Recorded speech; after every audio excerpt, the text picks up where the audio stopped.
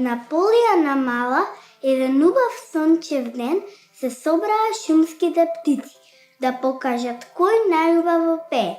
Слушнете ја приказната што тие ќе ни ја раскажат.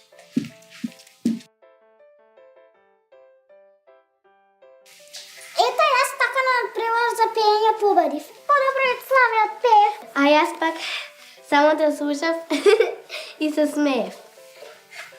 Што е бре ластовичка сива? Дека убаво пеам, јас не сум крива.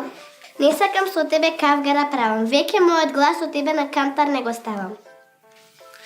Приказната беше вака, но за да не се чудите, било така или онака.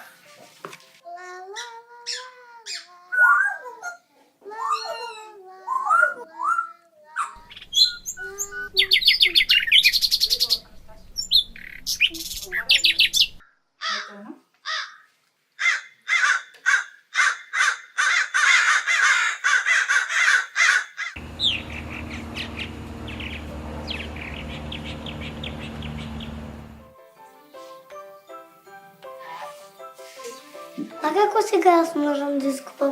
Јас сум роден за да пеам. Леле, ќе се засмеам. Ти да победиш, такво чудо нема да се случи. Попрво брат ми ќе почне да учи.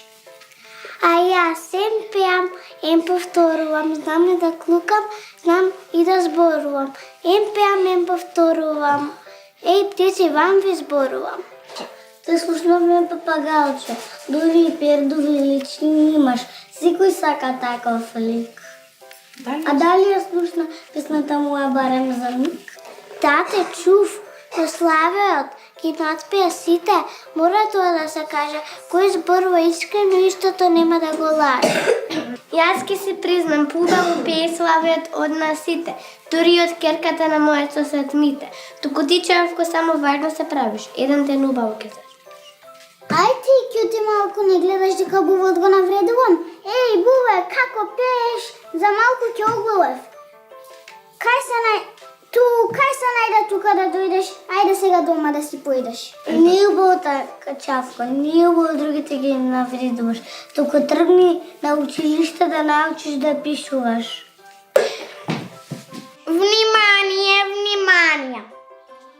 Јас, како најдобар и најпаметен и најубав судија, присудив Чавка да победи. Ете, знаев, јас најдобро пеем.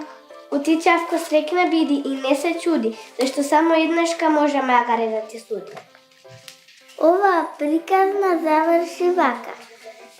Раскажете си ја и вие кој како сака.